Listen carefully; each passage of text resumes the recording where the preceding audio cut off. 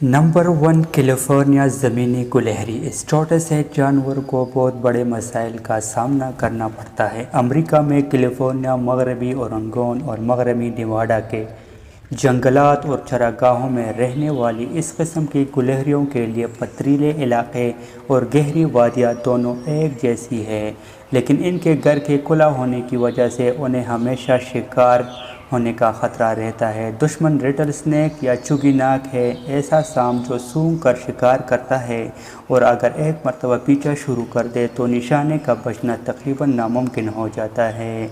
लेकिन कैलिफोर्निया ज़मीनी गुलहरी के पास अपने दुश्मन को बेवकूफ़ बनाने का एक चालाक तरीका है। उन्होंने रेटल स्नेक की कुंडली को अपने ऊपर मल कर सांप की हू से अपनी हू को डांगना सीख लिया है। ये समझा जाता है कि ये अमल गुलहरियों ने नस्ल दर नस्ल सीखा है और ये खुशबू किसी भी होशियार गुलहरी के लिए सांप से बचने के लिए लाजमी है।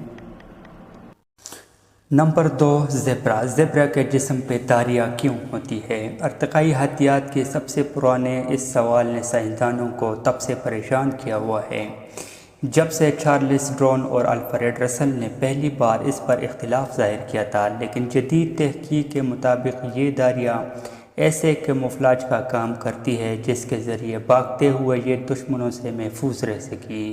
लेकिन ये कैसे हो सकता है कि जब भी इन धारियों की वजह से और नुमाया नज़र आते हैं?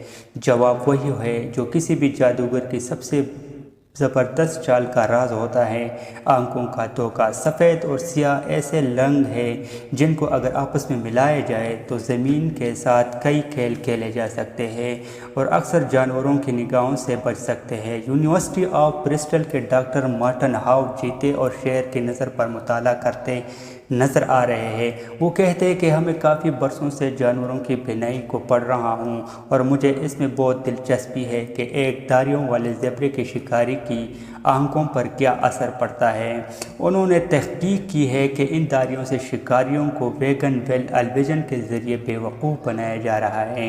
इसमें से जब आपके सामने कोई यही जैसे तेज़ हरकत चीज़ आए तो दिमाग इसको समझने के लिए आसान बना ले लेता है, लेकिन इस तरीके अमल से दिमाग इस समत को बिल्कुल गलत समझ लेता है। इसलिए जब हम किसी गाड़ी के पहियों या जहाज़ के पंखों को तेज़ी से हिलते हुए देखते हैं तो हमें लगता है कि ये तो आहिस्ता से हिल रहे हैं या फिर उल्टी तरफ को चल रहे हैं। नंबर 3 कटल मछली।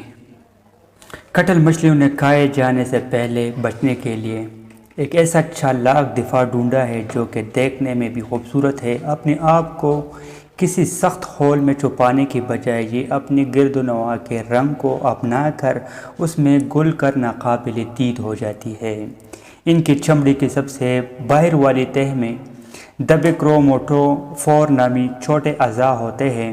जैसे कटल मछली हरकत करती है, एक क्रोमैटोफोर को दिमाग से पट्टों के ज़रिए खींचा जाता है और यकायक एक नुक्ता किसी रंगदार दायरे में बदल जाता है। इस तरह के करोड़ों क्रोमैटोफोर एक वक्त पर काम करने से कटल मछली महसूस रंगों के ऐसे नमूने बना लेती है कि ये कहीं भी घुल मिल जाए। इसके साथ साथ ये शक्ल और साख्त भी इस कदर बदल सकती है कि ऐसा लगता है कि ये बिल्कुल गायब हो गई है।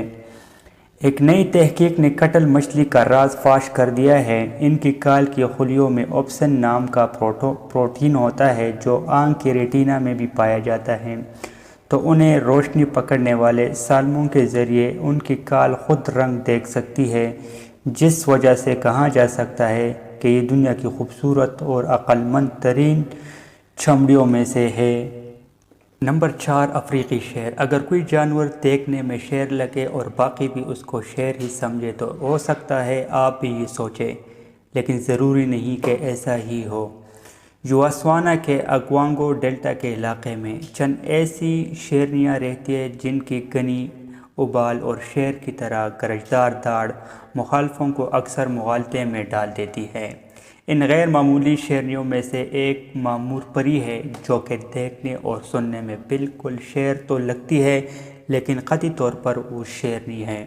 4 और बालों वाली शेरनियों की तरह ये माना जाता है कि मामूर परी की जीन्स में تبدیلی کی وجہ سے اس کے ہارمونز میں اونچ نیچ ہے۔ اس وجہ سے یہ دیکھنے میں نر شیر کی طرح ہے۔ شیروں میں نر ہی اپنے علاقوں کا دفاع مخالفوں سے کرتے ہیں، جس پر تمام جتے کا انحصار ہوتا ہے، کیونکہ معمور پری نر جیسی دکھتی ہے۔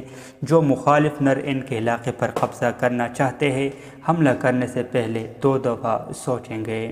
اگر معمور پری کا جتہ اس غلط فہمی کی وجہ سے اپنا علاقہ بڑھا سکے تو شاید ان شیرنیوں کی بقا بھی یقینی بنا سکیں۔